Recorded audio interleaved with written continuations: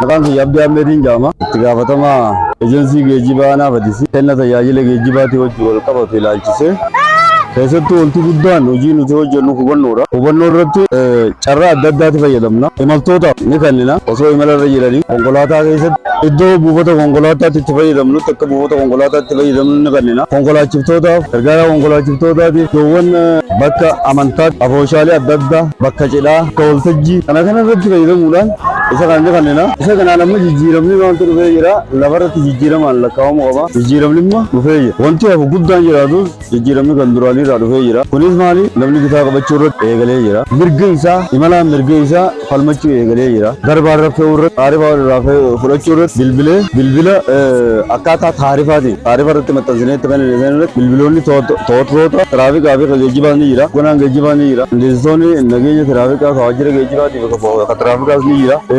Yaana poolisiis jira ni jira. Bilbiloota kanaan bakka deemanii darbaan irratti kafee'u taarifa ol karraa fudhatu lamma ganama kanaatti guyya guyyaan bilbilame. Kanaaf akkaataa dambii irra dhaabbannee dambii keewwata jaara dhaabbannee eeruu inni kan nusaniin ragaadhaan ho'i riikardi goone wayi viidiyoon fudhannee kan sanirra dhaabbannee gara himannaa keenyatti wanne himannaatti kunuun tarkaanfii lammaffaa daandiitiin himannaa ni dhiyaata. Namoota darbaa isaan irratti akkaatuma dambii isaatiin humna olfee hayyama malee konkolaachise qabeenya hayyama nama hayyama konkolaachisaa hin qabneef dabarsee kanneen hunda isaatu kan ija godhachiise ammas kan sarara wabbiitii ala sochee hunda isaatu akka dambii sanirra dhaabbannee adabbiin himannaan ni banama.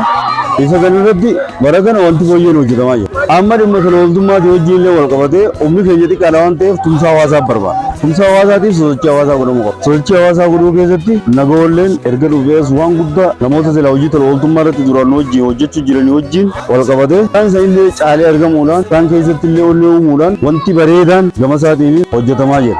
Kanaaf isaallee gamanumaan isaa fi ijoollee isaa wajjin hojjetanillee nagoo hedduu maqaa ejensii geejjiba Anaafadisii fi bulchiinsa Anaafadis ummata Anaafadisiin hedduu galatoomee jechuun hin barbaada. Jajjabaachuus qaba. Kanaaf isa kana irratti keessatti bitaa qabatanii deemuu irratti hedduu hubannoo nuti kan nu wajjin wal qabsiifnee hedduu waan guddaa nu hojjetee jira. Kana qofa osoo hin ta'in safuu hawaasaallee dargaggeessi kamuu yeroo deemu isa qofa hojjuurraan gabbaasee deemullee hubannoo itti kenna. Namoonni akkaataa aadaa fi safuu naannoo amantaan ummata akka wal kabajuun aadaan keenya akka duudhaa keenya bakkatti deebi'u dargaggeessi illee yeroo nu argu amma qofoosaa kan duraan gabbuusullee of yaadatee ofirratti siisaa deemaa jira. Dhimmoonni isa illee fooyya'aa jira. Kanaaf akkaataan inni ittiin deemu waan jajjabeessaadha. Nulleen ammoo namoota yeroo inni deemellee bakka isaa kana bu'ee hojii kanaa hojjetu isa jala teessinee gosa isarraa muuxannoo akka fudhatan hojiin ammallee eegalee kun akka kanatti hin dhaabbanne gara hojii fayyaa irratti hojii inni hojjetu kun kan barnoota irratti hojii inni hojjetu kun qulqullina magaalaa irratti hojii inni hojjetu kun isa kana jechuudha. Kanaaf amma daldala daandii irraa kaasuutti wanti gama isaatiin hojjetamaa jiru keenyaa warreen jimaa karaa irratti gurguru wantoota garaagaraa meeshaalee dhiyeessii garaagaraa kan qonnaan bulaan baadiyyaa fidee iddoo silaa isaaf kan namni ala taa'u kana jijjiiruu irratti waan guddaa hojjete kuni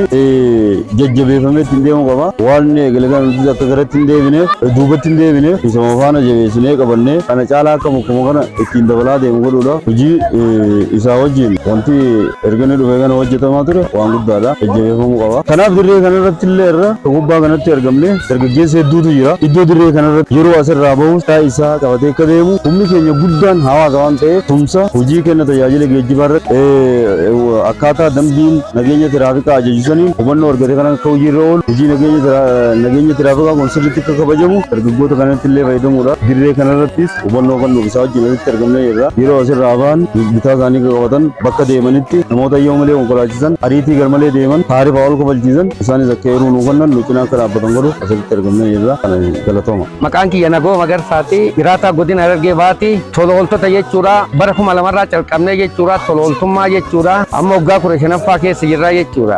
Tola ooltummaa jennu kophaa keenya hojjechaa hin jirru. Dargaggeessa kakaasu hubannoo kennuu fi biqiltuu irratti hojjennaa. Ammas deebii seera tiraafikaatii irratti hojjennaa. Qulqullina naannoo irratti hojjennaa. Koronaa irratti hojjennaa. Baay'isee jechuudha. Waan adda addaa waan qaamni godinaa nutti kenne irratti hojjennaa jechuudha. Kun haa ta'u garuu amma dura jechuudha bakka deemnutti Harargee Bahaa aanaa 19 keessa jirra jechuudha. Aanaa 19 keessa jirra. Fadii dabalatee jechuudha.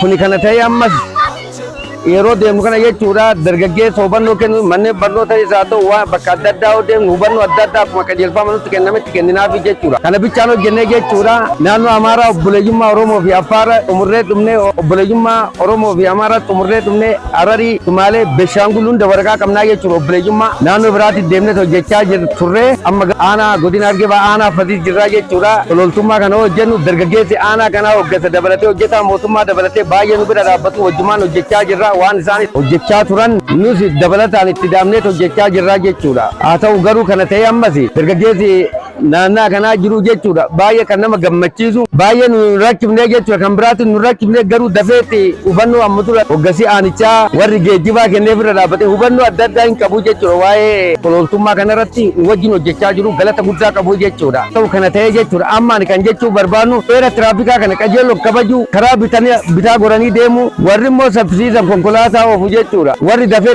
itti muddee oofu saakila isaa ta'u motorsaakilii isaa ta'u eenyu haa ta'u tuuta oofuu qabu maali lubbuun namaa gaagaamuu qabu sirriidha qaamni aanichaatis himaatuma jira eenyuyyuu himaatuma jira jechuudha wal bira dhaabbannaa hubannoo fudhachuu qabu jechuudha warri tokko kan hubannoo ammas qajeeloo nu fudhanne hubannoo wanni godhatu lubbuun isaati baraaramuu qabdi konkolaachisaa kana sibiila afaan hin beeku ta'ina irratti jechuudha gizeef ta'ina irratti ta'an jechuudha kallattiidhan jechuudha karaa seera qabeessa ta'eef ta'uu qabu jechuudha gizee oofan garuu motora taa ta'u qajeeloon oofu wayyumaa yoo amma wayyaa dhufaa turan gizeen dura dhufu tokkos wayyumaa aanaa tokko irra hin jiru jechuudha Fatiis aanaa Fatiis jechuudha aanaa tokko irra hin jiru maali hubannoo waan amma dura kennamee natti fakkaata akkasumatti fakkaachuu bichaa doon ta'in baay'ee nama gammachiisu wayyumaa amma siiverii tokko kan hubannuma kana fudhannee jira kanoo tumtus hin galleefi jira natti fakkaata suuta oofuu qabaa jechuudha eenyu taanan jechuudha suuta karaa seera tiraafikaa kabajanii deemudha jechuudha maali lubbuun namaa kan gaagaamne jechuudha mootummaan kan halkanni guyyaa dubbachaa jiru jechuudha isinis jechuudha akkanatti bakkanatti dhuftanii nu dubbisuu keessaniif aambee aanaa kanaa jechuudha galata guddaa qabdu jechuudha galatoomaa jechuu barbaanetti maqaa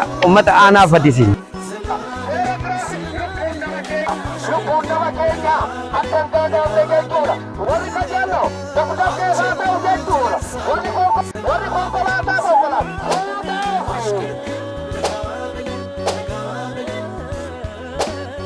Çakul dilersen